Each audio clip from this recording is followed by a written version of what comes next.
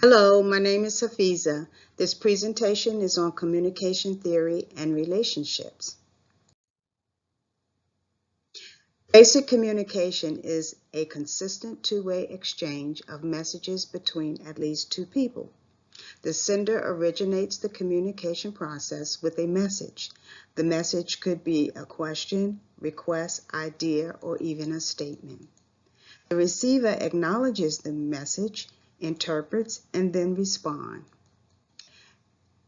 Choice medium used for transmission are verbal or nonverbal cues, email, letters, text, social media, or the telephone. Communication theory is a discipline that examines the dynamics and principles of transmitting information, as well as the methods by which it is delivered. Each theory looks at the process of communication from a different angle, inviting us to consider what communication means and how it functions. Theories are typically seen as consisting of four dimensions: philosophical assumptions or basic beliefs that underlie the theory, concepts or building blocks of the theory, explanations or dynamic connections made by the theory, and lastly, principles or guidelines for action. Now, a little on relationships. Relationships are diverse and interconnect on many levels by social, cultural, or family associations. For instance, a husband and a wife, partnerships, parent and child relationships, sibling relationships, extended family like cousins, aunts, uncles, or business associations, and friendships. In relationships, people communicate to share their feelings of excitement, happiness, fear, satisfaction, or disappointment, as well as to seek information. Now, interpersonal communication includes a display of verbal cues, messages, and expressions like a wink, shaking hands, waving goodbye. They're all verbal cues that are not in need for us to actually speak. Information privacy management is a component of communication within relationships. Privacy management composes connections and boundaries when deemed necessary. Boundaries and connections are the nature of relationships we share with others, such as relationships from school, church, our jobs, family members, or just social familiarities. What I mean by social familiarities is where we do have friends and family members that we are familiar with, and we have others that we aren't so familiar with. We just know them by similarities. For instance, some of my neighbors who are further distance away from me, I don't really know them, but we have similarities because we live in the same neighborhood. Now, boundaries are the limits we place on what we talk about, how we talk about it, who gets to determine what we talk about, and whom we talk to. According to Sandra Petronio, a professor in communication studies at Purdue University, individuals in relationships are constantly managing boundaries between what is public and what is private. In other words, we negotiate our feelings and thoughts and decide what is best to share or keep private. We do it all the time. Now, disclosure helps to construct boundaries and build connections. For me, I'm constantly aware of my connections and boundaries. Sometimes I think a little bit too much. But of course, I recently discovered that's one of my inherited family communication patterns. But however, my communication radar is constantly gauging, and I feel safe in my reservations to be or not to be an open book.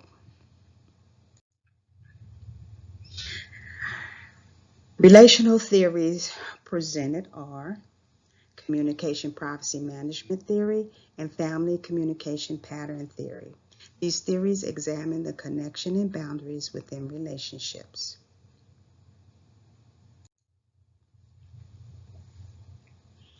Communication privacy management theory addressed the tension between openness and privacy, between public and private relationships.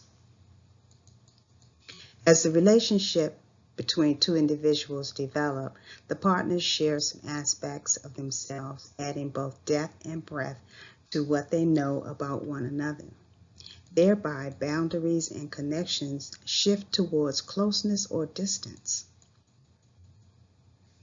The right to privacy is something many people hold dear. Therefore, privacy invasion creates unhealthy relationships and disruptive family dynamics.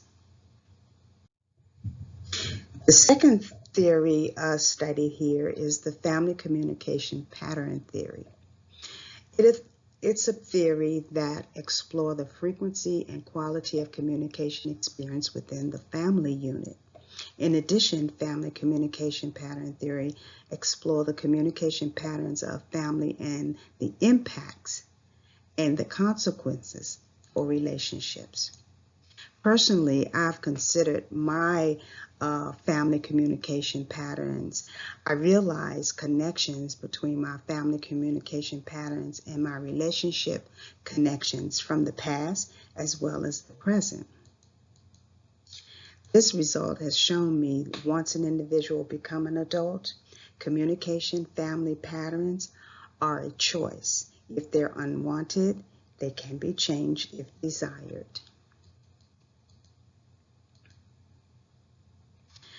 Family communication patterns establish a shared reality, but will also affect relationship quality, warmth, and affection, and even vary distal outcomes, such as mental and physical health, academic performance, and social success. As a result, family communication patterns are basically how, as a family unit, we pattern after one another. We behave or we think as we were trained to, sometimes even forced to. And they're not all bad. I'm very proud of some of the family patterns that I have adopted or I inherited, and I choose to change some of the others.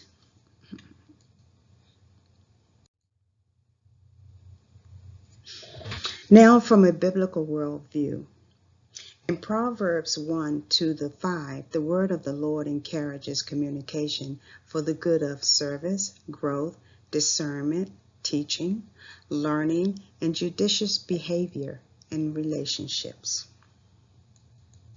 When thinking of family communication pattern theory, Proverbs 1:8-9 give instruction for obedience and respect in the family.